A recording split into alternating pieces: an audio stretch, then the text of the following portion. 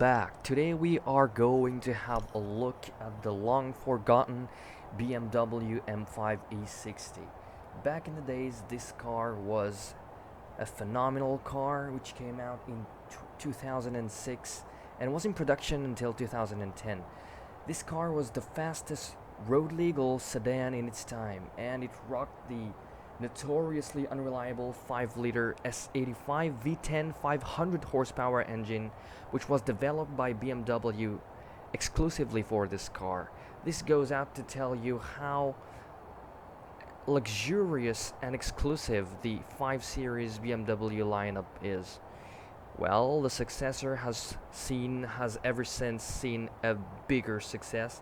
The successor to this E60 is the M5 F10, developed in the years 2010 onwards, which makes around 553 horses, which is only 53 horsepower more than this E60. This E60 is close to legendary when it comes to the engine sound, the noise this car makes. If it were left to me to choose between this and any other V10 powered cars, I would probably pick the Lexus LFA over this. So this tells you how close this car is to perfection. Let's jump right into it, and I'm going to mute myself so that you can hear this roaring, this whiny little roaring V10 engine. Let's go.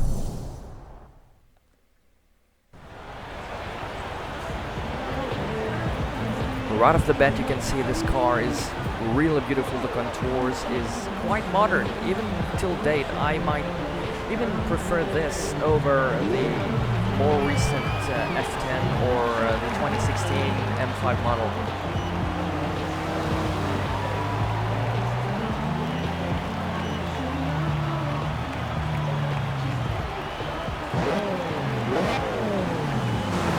Bear in mind that this car is stock as we're speaking right now. This car is a stock model. Let's take it for a spin, and then later on we're going to modify the hell out of this car.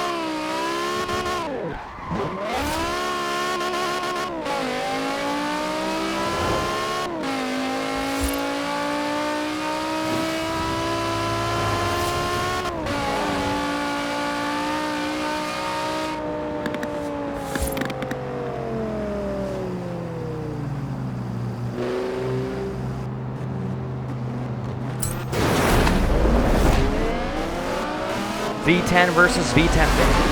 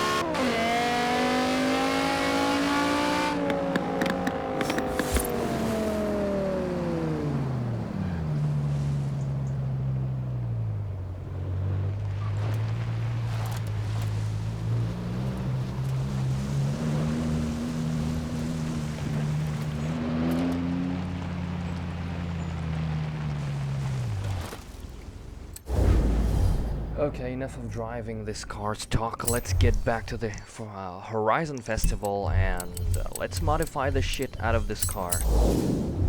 I'm going to keep the original V10 engine, baby, of course. Why would I get rid of this legendary S85 engine? So let's head right into upgrades and tuning, and well, I'm gonna run you through every single upgrade we're going to make on this car and the rationale behind it. So we're presented with a swap option to change to a racing V12 engine. Well, we're getting around 220 horses more. 186 kilowatt is roughly equivalent to 225 horses.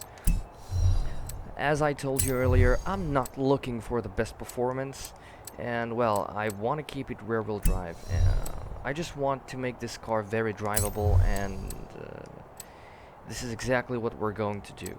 As you can see from the curve right here, the centrifugal supercharger has got a more uniform power throughout the curve, throughout the RPM curve of this car.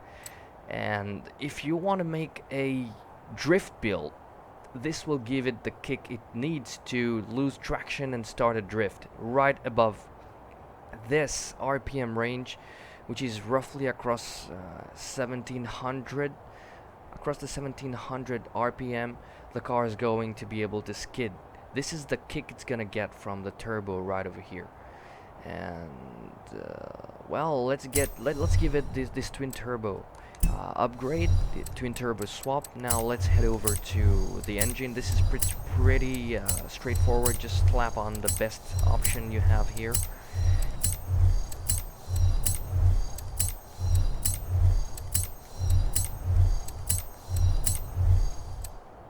You have twin turbo, sport turbo. Definitely going for the twin turbo racing. And I never quite understood how can a sport intercooler or any intercooler impede the handling, acceleration, launch, and braking. But we're still going to give this car the best intercooler out there. When it comes to flywheel, we're taking the best. Braking has to be good, and this car has to be slammed to the ground. We need a pseudo drift build. We need anti-roll bar to increase the stiffness of the car, and even though this might seem like it's impeding on the weightage of this car, we're going to have it, we're going to need it to be able to improve the handling of this beautiful car. We're obviously going for the aluminum weight reduction package here, and when it comes to here, we're just going to slap on every single upgrade we find.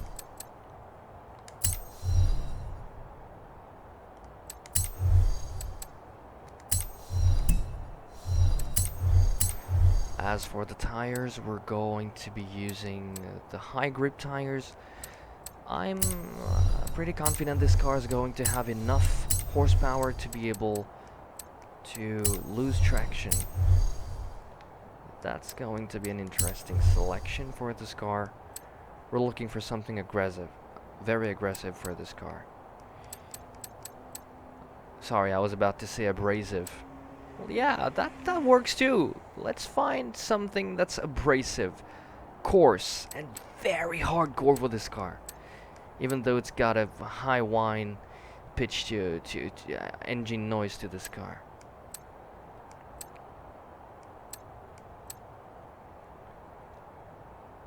I pretty much like the sunken tires, the sunken rims. This one would be great. It's an HRE. HREs are known for making very beautiful rims. I might go with this one. Yeah, let's do this one. And of course we're going to use the offset, the maximum offset we can find ourselves. Okay, this car is looking pretty decent, pretty good. Yeah.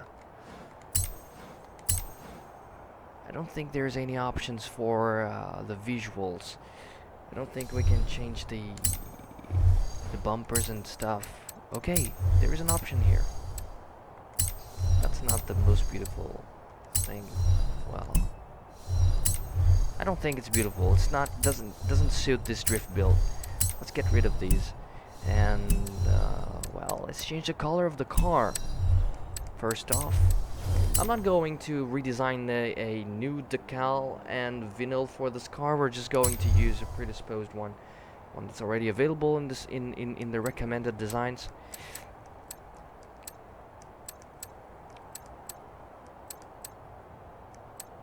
The black one is pretty beautiful. Yeah, you know what? The blue color is good. It's good. It's very good in itself. I might just go paint the car manually by myself.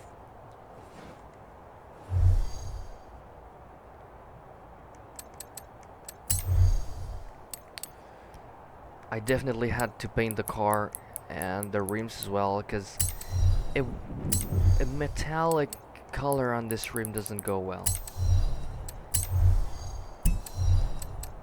The car itself, I'm going to use a stock color.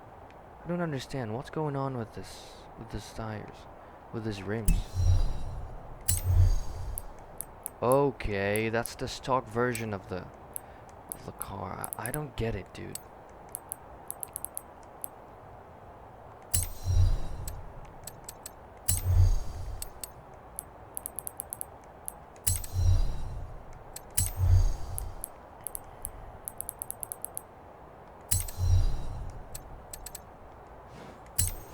Let's go. I think we're ready to hit the road with this drift build. Here we go, legendary S85 engine.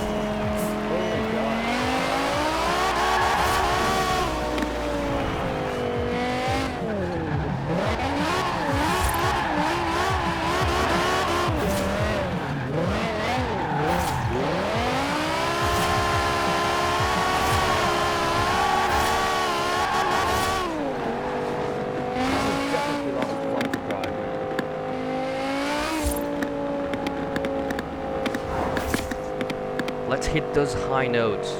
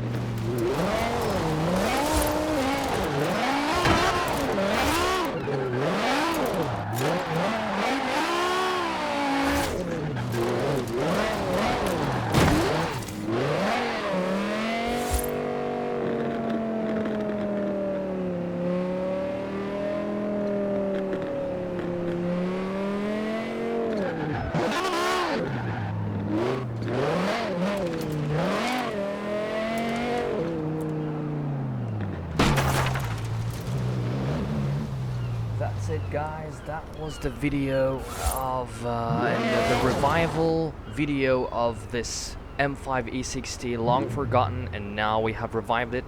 We have gone through all of the perks of this car, and well, I'm gonna see you in the next video. I'm gonna drop probably tomorrow or the day after tomorrow. Till then, peace out, and I can't get enough of this wine, dude.